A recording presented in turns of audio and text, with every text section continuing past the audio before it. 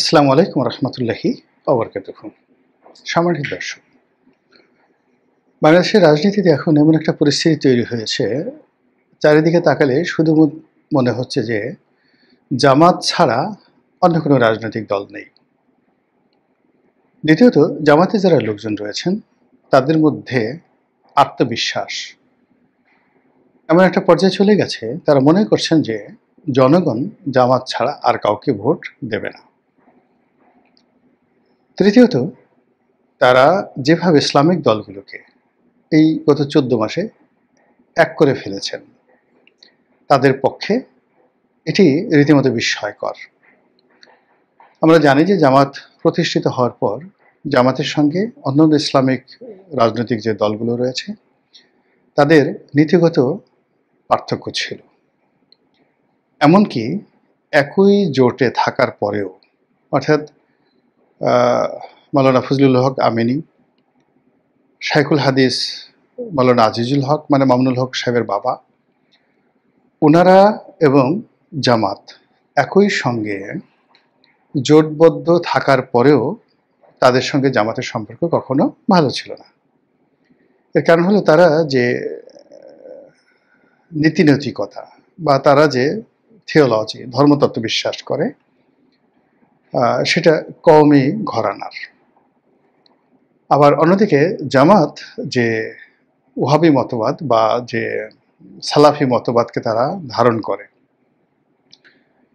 সেটাকে মামুনুল হক সাহেবের বাবা বা অন্যান্য যারা ছিলেন বা এখন যারা আছেন তারা এটাকে বাতিল ফেকরা মনে করেন যে এটা ইসলাম বিরুদ্ধ। ফলে পাশাপাশি থাকার সত্ত্বেও তাদের মধ্যে নিদারুণ বাকবিতণ্ডা হতো। জামাতের অনেক নেতা বা অনেক ইসলামী যারা স্কলার রয়েছেন তারা প্রাণান্ত চেষ্টা করতেন যে এই ইসলামী শক্তিগুলোর মধ্যে মানে একটা সমঝোতা হোক, কিন্তু এটা হয়ে ওঠেনি। কিন্তু ডক্টর শফিকের নেতৃত্বের যে জামাত গত 14 মাসেই অসম্ভব কাজগুলো তারা করে ফেলেছে। তারা ইতিমধ্যে যেটাকে বলা হয়, আপনি যদি ধরেন একেবারে অসম্ভব, চরমোনাইকে তাদের দলে ভিড়িয়ে ফেলেছেন, ইতিমধ্যে মামুনুল হককে তাদের দলে ভিড়িয়ে ফেলেছেন, ইতিমধ্যে হেফাজতের একটা অংশ, হেফাজতের দুটো অংশ, একটি অংশ আওয়ামী লীগপন্থী আর একটা অংশ ছিল আওয়ামী লীগ বিরোধী, কিন্তু আওয়ামী লীগ বিরোধী যে অংশটি ছিল সেটির সঙ্গে জামাতের কোনো সম্পর্ক ছিল না। তো সেই অংশটিকে তারা কিন্তু ইতিমধ্যে ক্যাপচার করে ফেলেছে এবং তাদের অনুগত বানিয়ে ফেলেছে। আপনারা জানেন যে বাংলাদেশের কয়েকটি মতবাদ, যেমন জামাতের যে মতবাদটি সালাফি মতবাদ, এটির সঙ্গে যারা তাবলিগ করে, তাবলিগের মতবাদের রীতিমতো আকাশ পাতাল যাকে বলে পার্থক্য।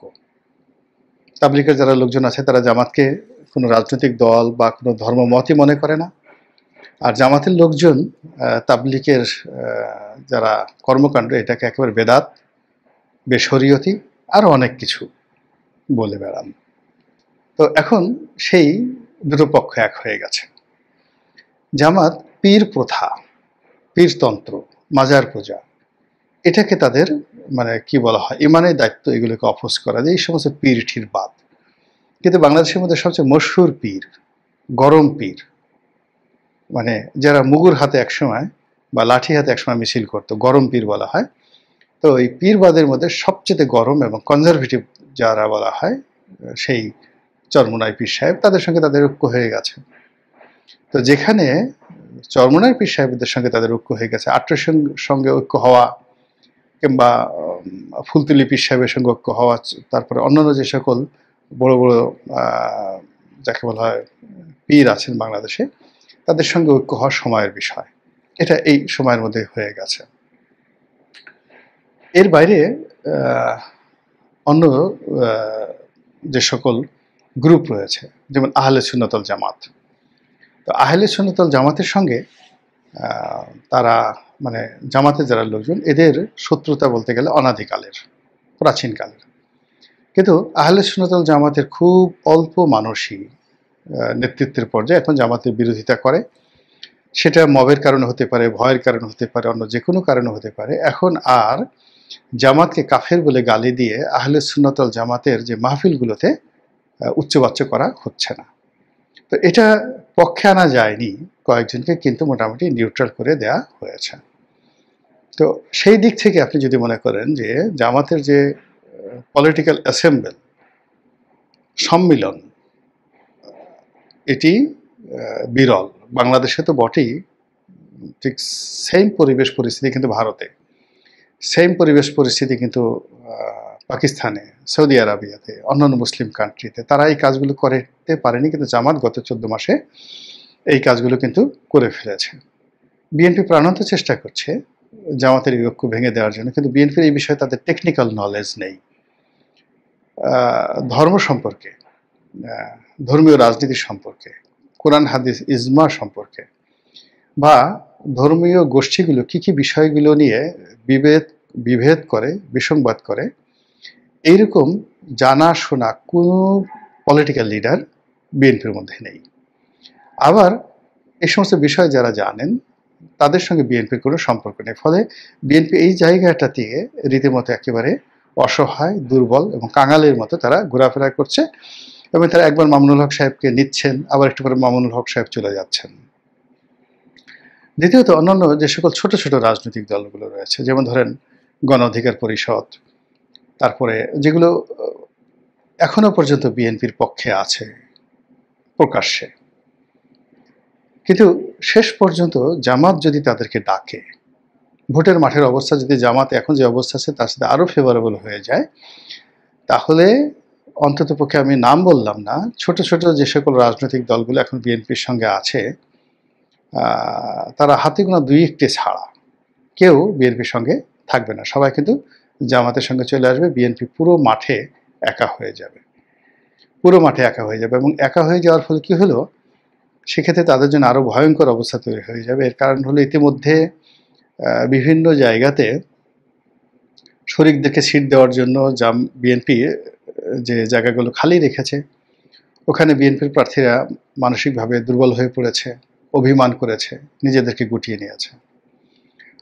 আর যে সকল জায়গাতে বিএনপির প্রার্থীদের মধ্যে বিভেদ আছে, প্রতিযোগিতা আছে, বিসংবাদ আছে, মারামারি, কাটাকাটি, হানাহানি আছে, ওই জায়গাগুলোতে জামাত এবং তাদের যারা সহযোগী রয়েছে তারা ইজিলি অনেক কিছু করতে পারবে।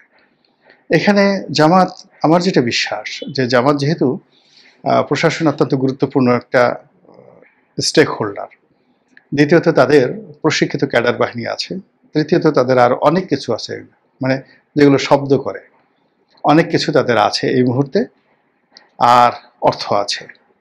তো সেক্ষেত্রে তারা হয়তো সেই শেখ হাসিনার পন্থায় অবলম্বন করবে, বা সালাউদ্দিন কাদের চৌধুরী সাহেবের পন্থা অবলম্বন করবে।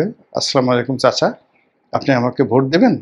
আমরা শুনেছি, এটা সত্য মিথ্যা আল্লাহ মাফ করুক, ভোট দেবেন? হ্যাঁ চাচা, আপনাকে তো ভোট দেবো। তাহলে আর ভোট কেনা যাওয়া দরকার নেই, ভোট আমি পেয়ে গেছি।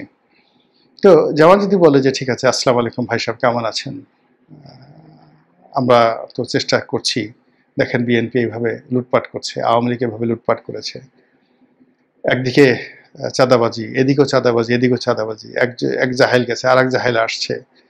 তো সাধারণ মানুষ বলবে যে হ্যাঁ হ্যাঁ ঠিকই তো, তো সেক্ষেত্রে আপনার কি একটু জামাতকে ভোট দেওয়া উচিত না? এই নেন একটা কোরআন শরীফ নেন। লোকজন বলবে হ্যাঁ ভালোই তো, ঠিক আছে, অসুবিধা নেই, যাওয়ার দরকার নেই, ভোট আমরা পেয়ে গেছি, মনে মনে বললেন। তো এই যে ভোট পাওয়া, ভোট গ্রহণ করা, রেজাল্ট শিট তৈরি করা এবং ভোট ডিক্লেয়ার করা, এটা যে তাদের জন্য কত সহজ, এবং এটা আওয়ামী লীগ থেকে তারা কত সুন্দরভাবে শিখেছে, এবং আওয়ামী লীগের চেয়ে আরও কত সুন্দরভাবে তারা করতে পারে, ইতিমধ্যে তার মহড়া হয়ে গেছে এবং এটা সফল হয়েছে, পরীক্ষা সফল হয়েছে বিশ্ববিদ্যালয়গুলোতে। কাজেই বিএনপি তখন সেই সময়টাতে আঙুল চুষা ছাড়া আর হাউমাউ করে কান্নাকাটি ছাড়া, গড়াগড়ি করা ছাড়া আর কোনো উপায় থাকবে না। ফলে এই সম্ভাবনার ক্ষেত্রে জামাত এখন একটা ঐতিহাসিক অবস্থায় রয়েছে। তৃতীয়ত হলো যে বিশ্ব রাজনীতি এখন জামাতের ফেভারে। বিএনপি এখনো পর্যন্ত ভারতের সাথে বন্ধুত্ব করতে পারেনি। জামাতকে যদি আপনি কনজারভেটিভ দল বলেন, জঙ্গি দল বলেন, ইসলামপন্থী দল বলেন, কিন্তু তারপরেও তাদের যে ডিপ্লোমেসি, সেই ডিপ্লোমেসিতে তারা ভারতের বিভিন্ন গ্রুপের সঙ্গে তাদের যে কমিউনিকেশন, সেটা বিএনপি চেয়ে তারা অনেক অনেক অংশে এগিয়ে আছে, গোপনে এবং প্রকাশ্যে, সব দিক থেকে। এরপর আপনি যদি পাকিস্তানের কথা চিন্তা করেন, পাকিস্তান তো জামাত ছাড়া কিছুই বোঝে না। এখানে ডক্টর মোহাম্মদ ইউনূস বলেন, অন্যান্য যা কিছু বলেন, তারা কিন্তু এই যে পাকিস্তানের সাথে যে সম্পর্কগুলো দেখছেন এই মুহূর্তে রাষ্ট্রের, এটা কিন্তু থ্রো অথবা ভাইয়া জামাতের মাধ্যমে। এই জায়গাটিতে পাকিস্তানের হয়তো সফট কর্নার আছে বিএনপির সঙ্গে, কিন্তু বিএনপি তো এরকম পাকিস্তানপন্থী কোনো রাজনীতিবিদ কৌশলগত সম্পর্ক যেভাবে জামাতের সাথে আছে, ওই সম্পর্কটি তারা স্থাপন করতে পারেনি। চীন এখানে যে আসে তাকে মেনে নেবে, তারা সবার সাথে, তারা বিএনপি, আওয়ামী লীগ, জামাত সবার সাথে একটা সম্পর্ক স্থাপন করে চলেছে। কিন্তু সমস্যা হয়ে গেছে কানাডা এবং আমেরিকাতে। কানাডা এবং আমেরিকা প্রথম থেকেই, সেই 2001 সন থেকেই ধীরে ধীরে ধীরে ধীরে বিএনপির সম্পর্কে তাদের একটা নেতিবাচক ধারণা রয়েছে। বিশেষ করে তারেক রহমান সাহেব আমেরিকাতে যেতে পারবেন কি পারবেন না, এটা নিয়ে নানা রকম কথাবার্তা আছে। তিনি কি আমেরিকাতে নিষিদ্ধ, বা তাকে কি ভিসা দেওয়া হবে না, এই বিষয়গুলো নানা কথাবার্তা কিন্তু চলছে। হয়রাজ জামাতের আমির ফ্রিকুয়েন্টলি তিনি আমেরিকা যাচ্ছেন, জামাতের লোক গোপনে প্রকাশ্যে আমেরিকা যাচ্ছে। তাদের যে লবিস্ট ফার্মগুলো রয়েছে, সেই লবিস্ট ফার্মগুলো সেখানে অত্যন্ত শক্তিশালী। এবং আমেরিকাতে এখন জামাতের অবস্থা কি, আপনি চিন্তা করেন যে জোহরান মামদানি এখন নিউ ইয়র্কের মেয়র হলেন। এই জোহরান মামদানি তার যে নির্বাচন, সে নির্বাচনের পরে তিনি এক ভদ্র মহিলার নাম তিনি কৃতজ্ঞতা সহকারে স্মরণ করেছেন, যে তার এই নির্বাচনের পেছনে বাংলাদেশি আন্টি, একজন বাংলাদেশি আন্টি অনেক সাহায্য করেছে, সহযোগিতা করেছেন, কাজেই thank you aunty, thank you aunty. আপনারা কি জানেন সেই বাংলাদেশি আন্টি কে? সেই বাংলাদেশি আন্টি হলেন এই মীর কাসিম আলী সাহেবের স্ত্রী, এখন যে ব্যারিস্টার আরমান, তার মা। মীর কাসিম আলী সাহেব যখন স্বাধীনতার পরে প্রথম ছাত্র শিবির হলো, তার সভাপতি আর ছাত্রী সংস্থার প্রধান ছিলেন এই বাংলাদেশি আন্টি মীর কাসিমের স্ত্রী। তো তিনি এখন আমেরিকার রাজনীতিতে নিউ ইয়র্কের মেয়রের গুড বুকে, এবং তাকে নির্বাচিত করার পেছনে যেখানে বাংলাদেশি আন্টি হিসেবে জামাতের মীর কাসিম আলীর স্ত্রী এত গুরুত্বপূর্ণ ভূমিকা পালন করতে পারে, কাজেই আমেরিকাতে জামাত কোন অবস্থায় আছে। আর সেই তুলনায় জামাতের যারা প্রতিপক্ষ এই মুহূর্তে রয়েছে, বিএনপি, তারা আমেরিকাতে কোন অবস্থা আছে একটু ভেবে দেখুন তো। ফলে কাজেই আমেরিকা এবং কানাডার যে রাজনীতি, সেই রাজনীতিতে এখন জামাতকে যদি আপনি 100 পয়েন্ট দেন, বিএনপিকে আপনি 5টি পয়েন্ট দেওয়ার মতো অবস্থা বিএনপির সেখানে নেই। এবং মির্জা ফখরুল সাহেব যখন গেলেন ডক্টর মোহাম্মদ ইউনূসের সাথে, তখন তিনি সেটা বুঝে আসছেন। এখন সেই আমেরিকাতে জামাতের যে রমরম অবস্থা, সেটাকে চ্যালেঞ্জ জানাতে পারে কেবলমাত্র আওয়ামী লীগ। আর যেটা বিএনপি সন্দেহ করছে, যে আওয়ামী লীগ এবং জামাত তাদের যেখানে যেখানে দরকার তারা একসাথে কাজ করে। যেমন ইংল্যান্ডে গিয়ে দেখেন, ইংল্যান্ডে জামাতের বিরাট সংগঠন রয়েছে, এবং সেখানে বিএনপি নয়, জামাতের ঘনিষ্ঠ বন্ধু হলো আওয়ামী লীগ। সারা বাংলাদেশে যাই থাকুক না কেন, কিন্তু ইংল্যান্ডে জামাতের সাথে আওয়ামী লীগের ঘনিষ্ঠ বন্ধুত্ব রয়েছে। আপনি চিন্তা করুন যে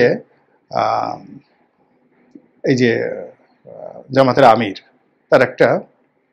তিনি একটা হাসপাতালের share holder, Sylhet medical college, Oman medical college. এখানে প্রায় 70-80 জন পরিচালক রয়েছেন। এই 70-80 জন পরিচালকের মধ্যে বেশিরভাগই হলো আওয়ামী লীগের লোকজন।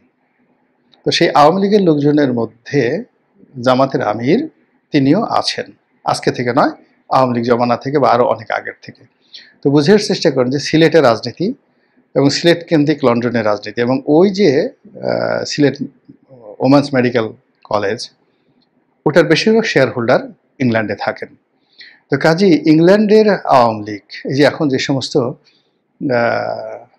লোকজন ইংল্যান্ডে আছেন, গিয়ে দেখেন যে অনেকে জামাতের আশ্রয়ে আছেন, প্রশ্রয়ে আছেন।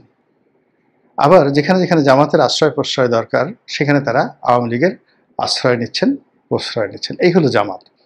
আমেরিকার ক্ষেত্রেও ঠিক সেম জিনিসটি তাদের ক্ষেত্রে প্রযোজ্য। এবং এটা এখন বিএনপি সন্দেহ করছে, কিন্তু এই ঘটনা বাংলাদেশেও কিন্তু আরো বেশি ঘটছে।